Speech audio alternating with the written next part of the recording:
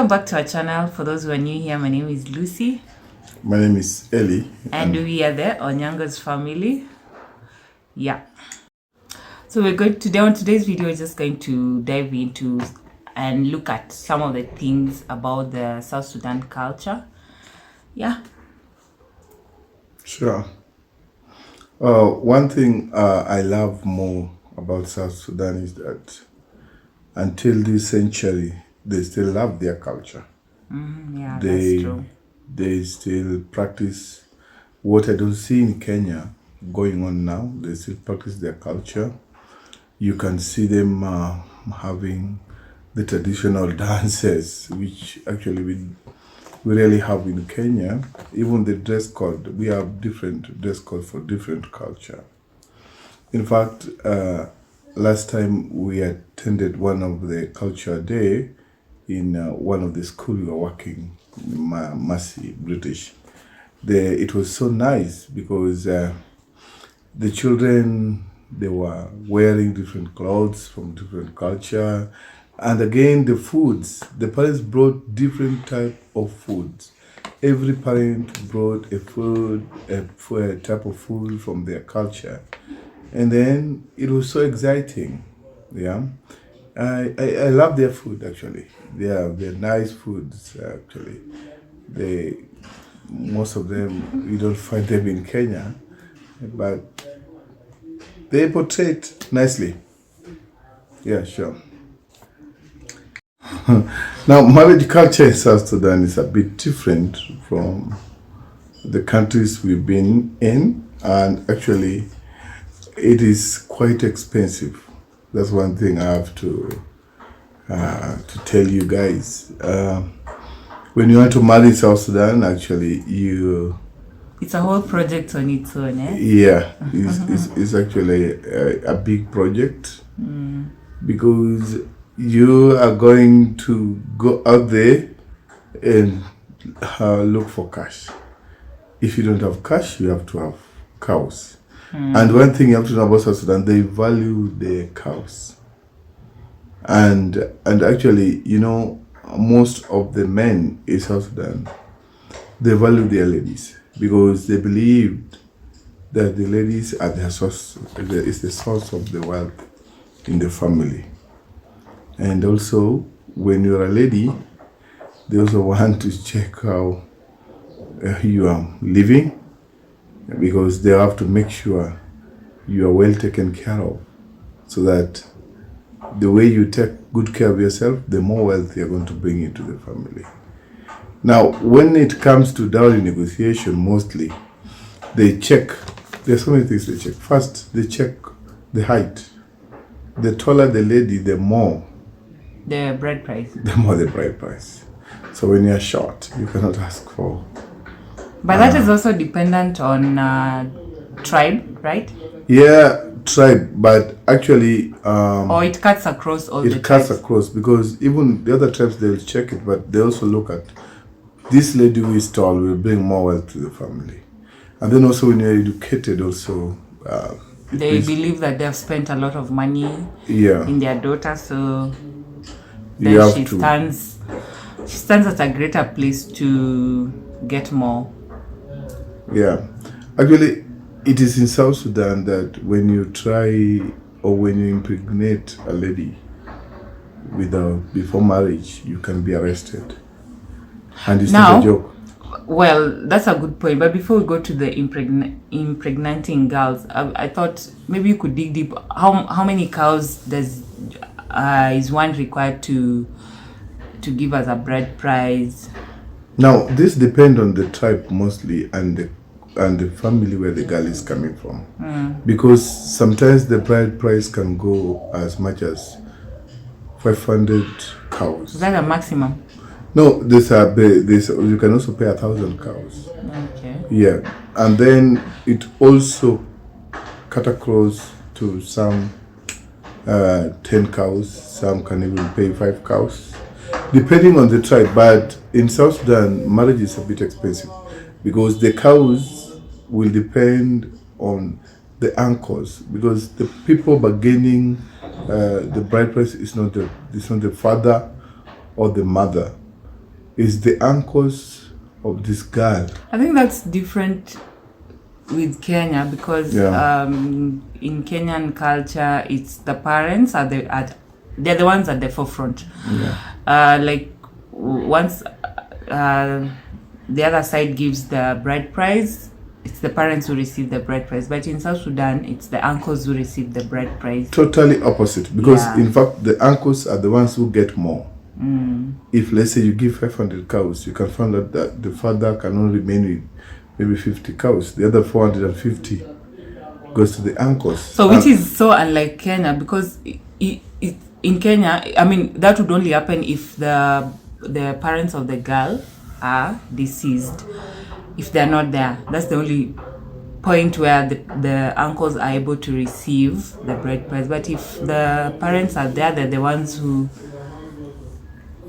Yeah, in South Sudan, even if the parents are there, it's the uncles who receive the bride price. And actually, they say that when the child is born, it is mostly the uncles who educate this child.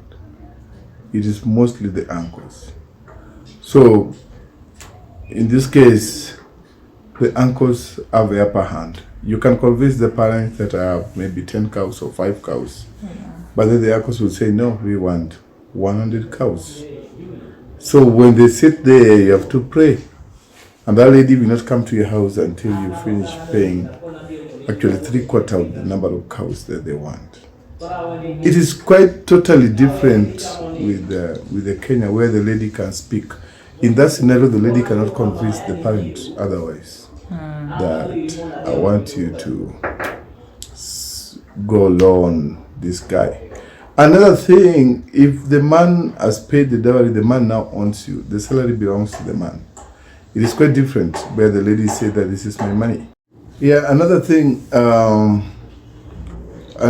about culture in South Sudan is that the child stays with the parent until they are married, or they can stay with the close uncles, guarded by the brothers. So that means if you play around with your daughter, the brothers will be able to attack you. And sometimes they kill you, and sometimes they can order you. But killing is to the extreme. I don't think it gets to that the extreme. point. To the extreme. But it's just good to know when you go there. Like if you impregnate just a girl in South Sudan and then you think that is the end of the story, it's not going to work. Yeah, like they don't encourage. I mean, that discourages the hit and run kind of activities, and in that point where you can get arrested, I think it instills discipline so that our young girls can finish school, get educated, and now they're independent to make their own decision. Then marriage can now come in. Yeah. So when you're there, just make sure you're disciplined. You know what you're doing. And if you're a foreigner who's just coming into South Sudan, I advise you that just keep off South Sudan ladies. That is a simple advice. Why? But if they're interested, if you're interested. But if you're interested, follow the right procedure. Yeah. If you think you're able to abide by the cultural rules. Yeah, but if you want to go ahead. If you want to play around with them, my friend, you're going to get it. You're going to get it rough. So you better respect them. Yeah, respect, discipline, and you'll be disciplined. On the good side. This hit and run thing does not work in South Sudan. Yeah, sure. There's nothing like it. So South Sudanese have a unique way of doing things, and in this case, they live in large families. Yeah. Yeah, like now you find, South Sudan is one of the youngest countries in East Africa, and actually it is one of the largest countries in East Africa. Actually, South Sudan approximate area can be Kenya plus Uganda to get South Sudan. But you find that it has a lower population just because of war. Mostly they were killing the men. Yeah, the 2 major wars that took place. Yeah, and also the marriage culture is also hard to marry. So it is very hard for for the population to grow. Okay, not hard really, but the rules surrounding marriage, mostly in the villages, you must have a lot of cows to marry. And again, because of the wars, you find that they love living together so that they can protect their families. So people live from different states, like they have 10 states. So some have to live from different states and come and stay with the extended family. So if you have one person maybe is working, you have to take care of like the whole extended family. They have to be with you in a particular place. Yeah, and also apart from being able or having the capability of taking care of the extended family, there's also the aspect of, let's say, your brother dies and probably he was the breadwinner and the family is left stranded, so you come in and take the kids and support the kids. Yeah, sure. Yeah, or you live with your cousins or your nieces, like that, so that they're able to go to school, they're able to get food, just the basic needs. Yeah, what I love mostly is that they know their cousins. Some of us, we don't even know third, fourth generation of our cousins. Yeah. And we rarely meet. Yeah, we rarely meet. That's the thing. But with South Sudanese, you meet them and they tell you, that's my cousin. Oh, so and so is my cousin. So the network is so big and they know each other. The families are so big. Yeah, and again also on the marks. The marks is not actually a culture of South Sudan. It was brought by the Arabs actually. Which marks? The marks, sometimes you see the marks on the forehead. Okay. Those marks weren't brought by the South Sudan culture. It is not in their culture. Mm-hmm. When those Arabs were moving to places, when they reach a place and they wanted to know, for example, now we are in Bor. So in Bor, they wanted to know, how will you know these people are in Bor? So they have to put some marks. So maybe they cut a piece of their ear or they move their lower teeth, or they do a mark on the forehead. Oh, just to identify them from the areas they have come from. They have come from, so that when they see them, they know this one is from this state, okay, this is from this state. And most of them, they were looking alike. Oh yeah, because some also remove. Yeah, some have lower teeth removed. Yeah, you find some have they've cut their ears, some have some little marks on the cheeks, and some have like 8 lines on the forehead. Some have different lines. Mm-hmm, those are not their culture. Those were brought by the Arabs. Mm-hmm. And I'm telling you, the time they're putting those marks, it is done. It is a hard thing because some die in the process. Okay. Because they lose a lot of blood. Because initially I thought it was some form of initiation. Mm-hmm. Like you see the way we do it in Kenya, like circumcision. Before I thought it was some form of initiation. Yeah, actually it is not. No, it's not. It's all those who are ruling them before. Okay, it was that's only, interesting. Yeah, and actually now you find most of the South Sudanese, they don't have this. Yeah. They don't have this. But also, I think it's how people view it. It's just a stereotype that once you have those marks, you're considered very brave. Yeah, they also very tough. They also believe so. Because probably you had fought in the war or something. Yeah, and in fact, there's a time once you had the marks, you are considered one of the handsome men in the area because of the marks. And also when you're a tall man, because they believe that when you're a tall man, you get tall children. So every lady can easily say yes to you. So those were beliefs. But actually, those things are dying slowly by slowly. Yeah. So you need to visit South Sudan. It's a nice place. It's Juba.